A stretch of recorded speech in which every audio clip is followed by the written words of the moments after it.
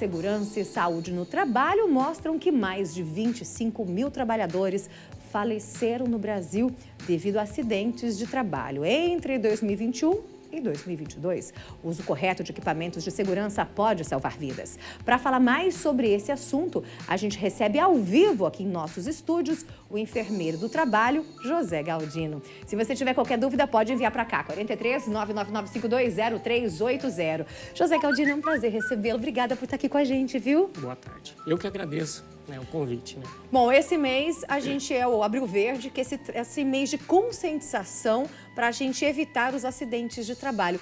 Pelo visto, como a gente viu, acontece muito mais do que a gente imagina.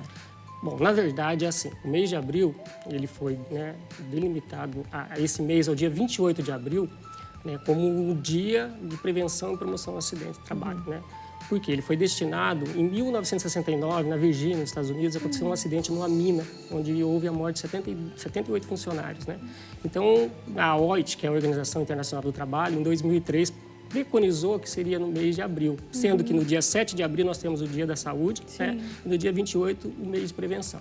Você relatou um dado importante, eu vou além disso. A OMS, a Organização Mundial de Saúde, a última publicação dela agora foi: existem no mundo 193 países. De 193 países, o Brasil está em quarto lugar em acidente de trabalho. Oi? Em quarto lugar, o Paraná está em quarto lugar de acidente de trabalho. Londrina em terceiro lugar. Para! Então, quer dizer, o acidente de trabalho está aí a todo momento. Aqui, do nosso lado. Do nosso lado. E semana passada a gente ficou chocado com umas imagens de um cara que estava trabalhando e ele foi, eu vou dar um jeitinho. Olha ele ali, ele levou um choque. Não sei se vocês viram, porque quando dá o choque, o que acontece? Porque parece que ele fica preso, O choque prende ele ali, José? Olha, na verdade, o que a gente vê muito é assim. Hoje, até aproveitando, eu estou aqui representando uma classe muito grande, que é dos médicos do trabalho, engenheiros de segurança, técnicos de segurança do trabalho, São aqueles anjos que a gente diz, Aquelas pessoas que trabalham nas empresas fazendo a promoção. Sim. O que a gente vê muito quando acontece acidentes desse tipo é a gambiarra, ou seja, existe a prevenção, existe os EPIs, que são os equipamentos de proteção individual, existe os EPCs, equipamento de proteção coletiva, e mesmo assim ainda acontece. Ou seja, é aquele tal, eu vou dar um jeitinho, eu não uso um equipamento, eu não sou qualificado para aquilo e me meto a fazer um serviço desse tipo. Não vai fazer o que você não sabe, Não vai fazer o que não sabe, exatamente. Igual ele estava de chinelo, de bermuda, foi lá mexendo numa questão elétrica. Eu dou um jeito.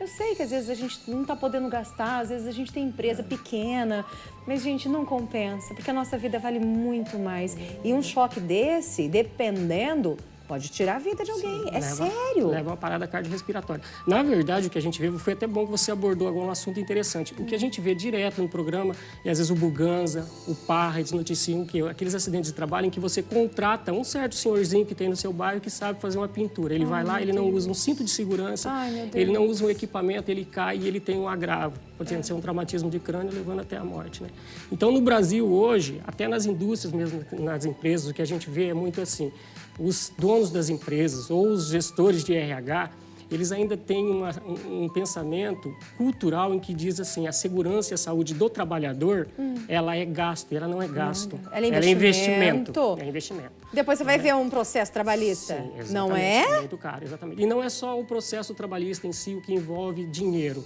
mas a gente diz assim: a saúde pública em si é onerada, o SIAT, o SAMU, um atendimento, tira um leito de alguém que poderia estar sendo atendido com uma doença mesmo, biológica, Ou seja, você acaba tirando o foco de alguma coisa tão útil para um acidente de trabalho. Onde existe o meio de prevenção, de proteção, a gente pode prevenir, Exatamente. Acidentes que a gente não consegue prevenir, tá tudo bem, mas é aquela coisa, não corre com o carro que você pode bater, então anda devagar. Mas ainda corre o risco, corre, mas menos. Não é verdade? A gente está falando de acidente, prevenção e acidente de trabalho, mas isso também serve para as pessoas que estão nos assistindo, que querem fazer esses pequenos reparos em casa. Exatamente. Eu não vou gastar, deixa que eu consigo.